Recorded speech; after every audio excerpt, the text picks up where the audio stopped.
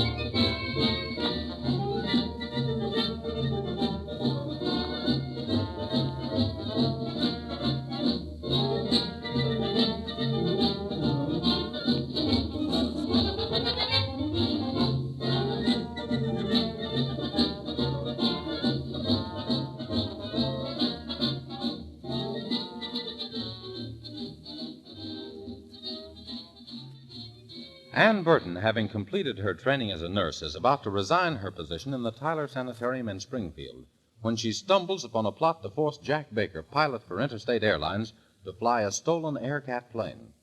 Ann has recognized the two crooks, Vic Morgan and Joe Tolliver, as being the same two men that were carrying a small yet exceedingly valuable black bag on board the same flight that brought her back to the hospital. After they have managed to enter the hospital, apparently with inside help, they chloroformed Jack Baker and left with the intention of returning for the unconscious pilot. Ann has been warned by the head of the sanitarium, Dr. John Tyler, not to interfere with the men. From this, she suspects that Dr. Tyler is the mysterious doc that seems to be the head of the plot. But disregarding the warning of Tyler, Ann foils the plot, for the time being at least, by utilizing oxygen to wash out the effects of the chloroform. Then she and Jack Baker learn the identity of Joe Tolliver, and from this are led to believe that the stolen Aircat plane is being kept at a private airport on the old Green estate. Picking up Jack's co-pilot, Pete, they go to the Green place, where they find the Aircat already warmed up and ready for flight. Jack and Dan manage to gain access to the cabin of the ship just as a car recognized as that of Dr. Tyler comes into the driveway. Jack makes a quick takeoff in the dark and intends to head for the Springfield airport when Ann hears something in the darkness of the cabin. Will it prove to be the faithful co-pilot, Pete, or have the gangsters set a trap for Ann and Jack? Listen.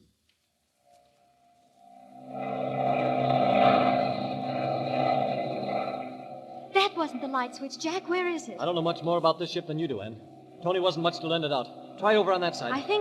Yes, that was. Jack! I thought so. It's... Didn't expect to find us here, did you, Baker? And that scream of yours couldn't have expressed your amazement any clearer, beautiful. All right.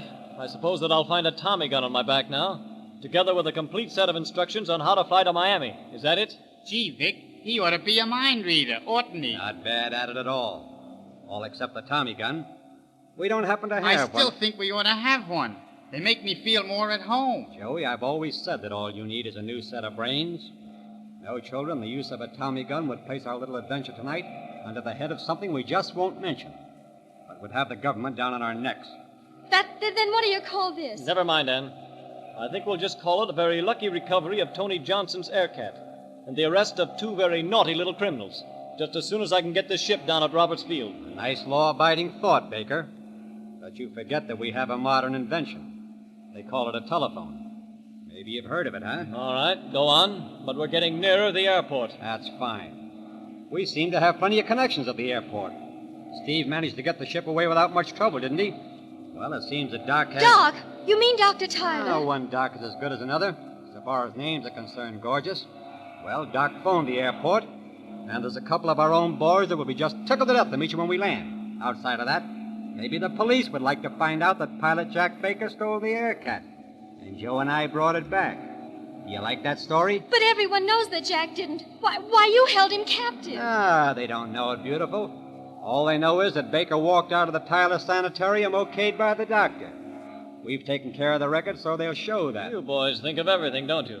But we're headed for the Springfield airport, and I think I'll be able to take care of things when we land. Listen, mister, by the time we get there, things are going to be so hot on account of that new ship of interstates being gone from the hangar that nobody will notice what's happening to Joe, you. you fool.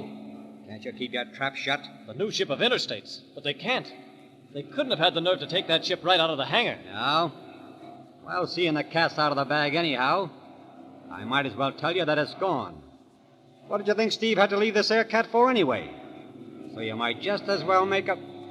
Hey, what are you trying to do? I didn't do anything. But that just means that if you want to land anywhere in one piece, you're going to sit down and sit still. This Aircat is a speed ship. And it doesn't take much to throw it off balance, so stay put. But, Jack, what did he mean about Interstate's new ship? Does he mean a new ship that your line bought? They didn't buy this one, Ann. They've been building that ship for the last 3 months. It's just about the latest thing in air transportation. It was just finished yesterday. And it hasn't even been tested yet. Which shows you just how good our information is on what goes on at the airport. Well, think it over, Baker. You work for the line. You disappear from the hospital. The new ship is missing. 2 of them, in fact. Now, how about flying to Miami? Jack, you can't do it. You have to take this ship back to the airport and turn these hoodlums over to the police. I don't know how, but you must. I still wish I had a gun. Wouldn't be so hard to talk turkey to this guy. I'll have to think this over. But in the meantime, remember what I said about sitting still. And better keep that safety belt fastened, too. Just don't take too long with your thinking. And while you're doing it, you might turn on the radio. You might run into something interesting. Might pick up a detective story, huh?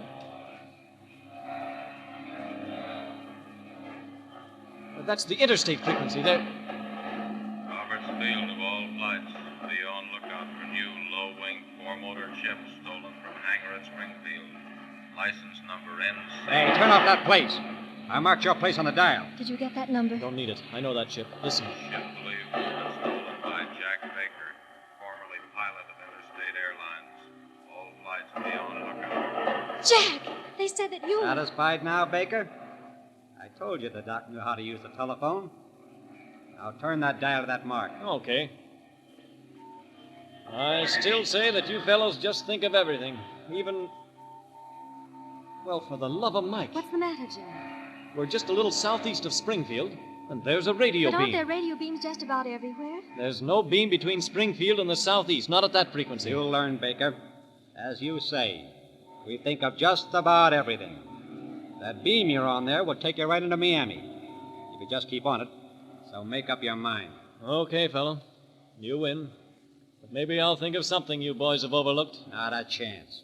We think of everything. Now cut out the seesawing and get on that beam. And let's get going. And no funny stuff either. Remember, it's 2 to 1. Yeah, and don't you forget that it's easy to overbalance this ship. And I might get an idea. And while you're getting that idea, get this one. If we crash, Gorgeous there crashes with us. Think that over, wise guy. I wish you'd hurry up and make up your mind. I'm sleepy. Just start counting sheep, Joe. As far as you can count. I think Baker's made up his mind. I'm a little sleepy myself. Now remember what I said, Baker, about no funny stuff. And step on it.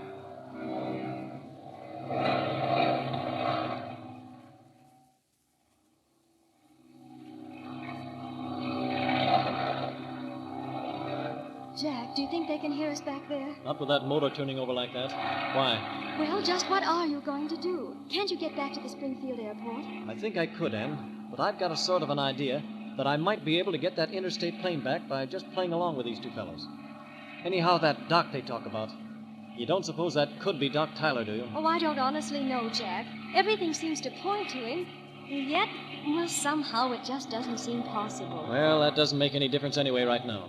What I mean is that this Doc has fixed it up so that I'd have a tough time getting straightened out if I did go back to Roberts Field now. And by the time we got it all straightened out, that interstate ship would be thousands of miles away. Then what are you going to do? Just follow this beam right into Miami, or wherever it leads. The big ship, as I figure it, will be along pretty shortly afterward. Oh, but they wouldn't have nerve enough to take a stolen ship right into the regular airport, would they? Oh, hardly. But I figure that if this outfit is big enough to have their own radio system, they'll have their own airport. And that's the spot they'll take the interstate experimental ship. And I want to be there when it lands. But can't you radio the Springfield airport and tell I them? wish I could. But this Aircat doesn't happen to have a transmitter. Just a receiver. If Pete only happened to get away. Say, there's a chance. If Pete happened to stay in hiding until that transport ship was brought over to the Green estate... But why would they take it over there? They'd have to take it somewhere to gas it up. The tanks were practically empty. That means it'll be nearly morning before they can get her filled up with hand pumps. And that'll mean we'll be in Miami way ahead of them. If I can just kick this Aircat hard enough. This may be dangerous. Are you with me, Anne? Looks like there's nothing else for me to do. There doesn't seem to be a parachute handy. You're a swell person, Anne.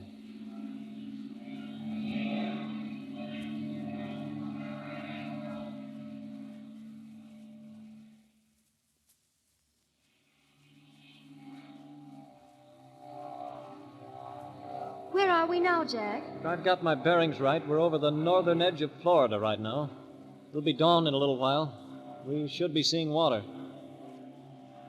Do you hear something, Jack? It sounds like another... Say, what's wrong with the motor? You're not trying to... Say, that sounds like another plane. It is another ship.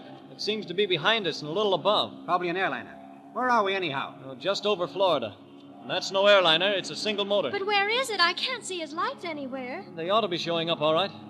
Boy, that fellow's really moving. Hey, what's the matter? We landing? Nah, just another plane. Go on back to sleep. There he is, Jack. Right over there. And there's not a light on it. I see him now. Looks like he's trailing us the way he's hanging on. Gee, Vic, you don't suppose it could be the police, do you? Police don't run without lights. Go on back to sleep. Jack! He's right over us, and he's heading down. Say, looks like he's trying to dive right into us. Can't help but see us. Watch it, I'm going to dive.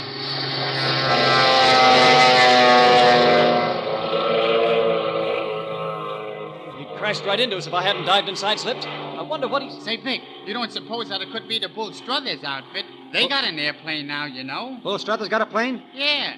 Doc said he'd heard he was on the trail of this little bag. And to watch out that Bull didn't follow us. That guy's trying to force us down. He's going to dive at us again. Baker, you've got to do something. If I only had a Tommy gun, what I'd do to Hang that- on, all of you. We're diving and diving fast. Just pray that we pull out with the wings on, that's all.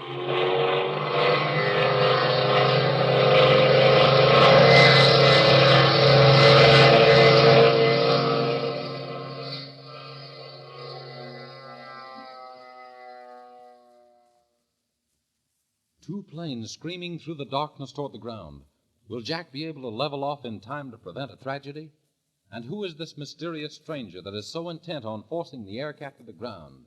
Apparently for possession of that precious little black bag that has had such a sinister effect on the lives of Ann Burton and Jack Baker. The answers will mean more excitement, more thrills when you tune in the next episode of Anne of the Airlanes.